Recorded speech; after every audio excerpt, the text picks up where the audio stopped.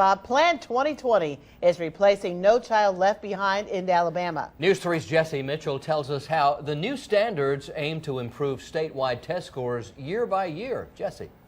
Black, Hispanic, living in poverty, and special needs are just a few of the new categorizations for students in Alabama. Starting this fall, Plan 2020 is holding each subgroup to different achievement goals. 78 Alabama schools were listed as failing last school year under the state's new accountability standards. Students at those institutions are now being allowed to transfer schools, but Plan 2020 is a new way for teachers to focus on different ethnic and socioeconomic groups to improve math and reading test scores by 2020. It was unfair for those schools and those communities and those neighborhoods to be labeled as a failing school.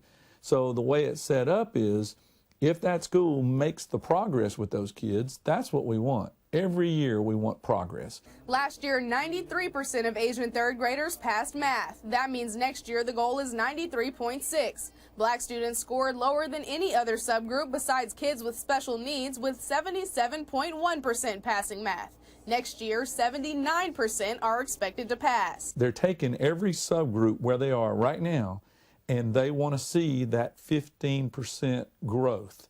If you reach that growth, then you meet the accountability standards that the feds approved. But Commissioner Ronnie Reed says Plan 2020 is nothing more than modern-day segregation. And I feel like they need to take more time out to help all the kids, regardless of what race or nationality they're from.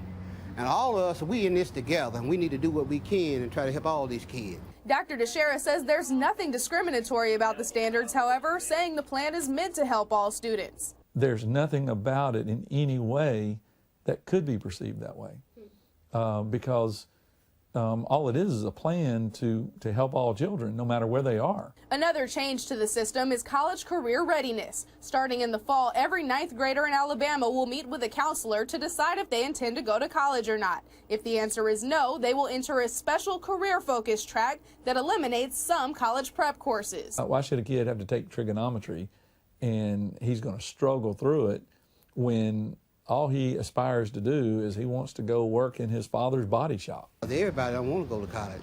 And you can have some kids, they want to go to college, but they don't want to go at this moment. They may want to wait a couple of years before they make a decision. But in the meantime, they need to have some type of skill or training so they can be easy for them to find a job. Now, if a high schooler changes his or her mind after picking a track, they will be able to switch, but will most likely have to take extra classes to catch up.